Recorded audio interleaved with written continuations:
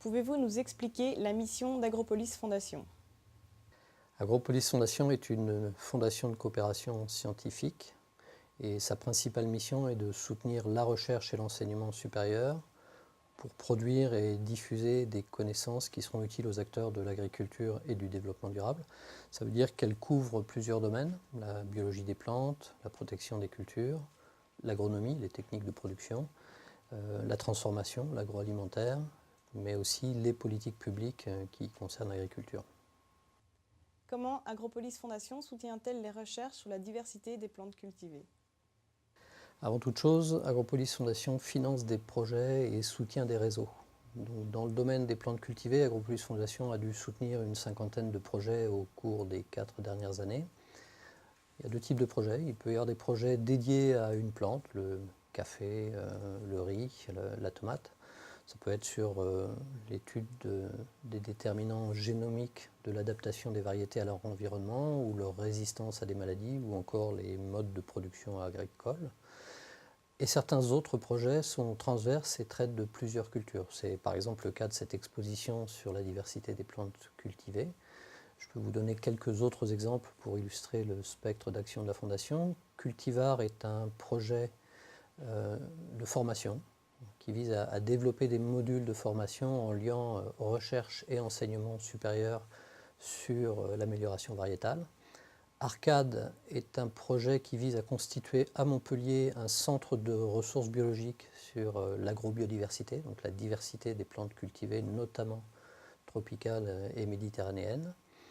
Et un autre projet d'une autre nature, le laboratoire hors mur sur l'agrobiodiversité, qui vise à faciliter les interactions directes entre les chercheurs et les acteurs ruraux, les agriculteurs par exemple, dans 4 régions méditerranéennes et tropicales. L'exposition présente la diversité des plantes cultivées.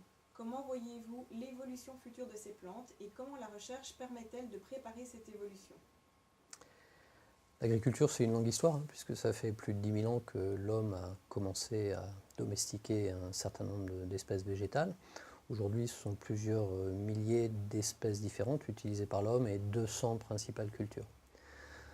Pour autant, ce n'est pas un long fleuve tranquille, dans le sens où depuis la fin du XXe siècle ou le milieu du XXe siècle, on a vu apparaître des facteurs d'évolution très rapides.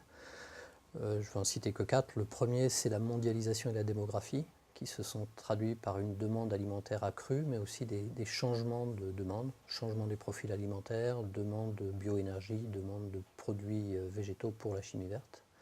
Le deuxième, c'est l'évolution des pratiques agricoles. On a assisté à une intensification extrêmement poussée, extrêmement forte de beaucoup de systèmes de production agricole.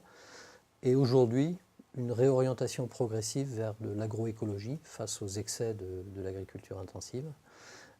On a un facteur de changement très fort qui est le changement climatique, qui va non seulement changer les conditions de température et de disponibilité de l'eau, mais aussi l'émergence de nouvelles maladies. Donc il faut trouver des variétés résistantes à ces différents stress.